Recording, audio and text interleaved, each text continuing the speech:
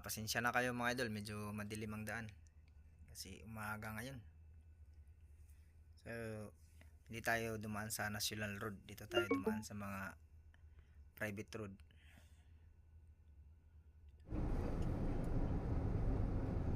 Kasi umiwas tayo ng traffic mga idol.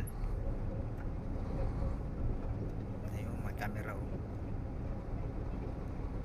Pero kahit ano lang to mga idol, sa mga private road lang to, pero ano naman to, mas maganda dito, may street light, maliwanag pa rin ang daan, di ba? Yung daan dito mga idol, mga zigzag dito mga idol.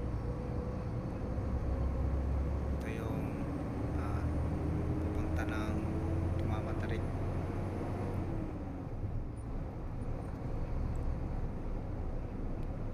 Daanan lang to sa mga veterans mga idol.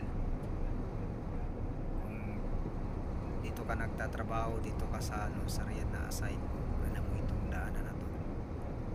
Mga pasikot-sikot lang to dito mga idol para iwas traffic sa National Road. Yung mga daan dito mga idol, kailangan maano yung mata mo kasi pasikot-sikot yung daan dito. Tayo nakabarikid yan, akala mo mga plastic barrier. Pag mabangga mo yan, sabog talaga yung gulong mo pag mag-ater ka dyan. Ito mga idol, subdivision to. Ganda ng daanan natin mga idol. One lane lang to mga idol, bawal ang counter flow. Kailangan itong ka sa kabila dadaan. Dito isang lane lang, bawal din ang overtaking. Kita nyo yun oh.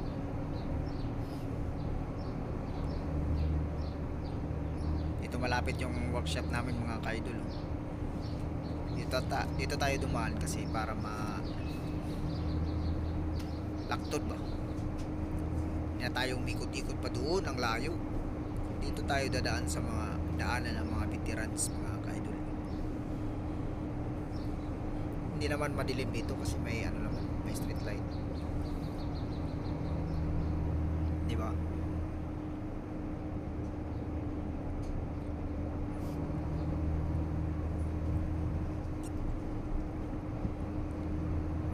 Ganito lang ang buhay namin dito mga idol.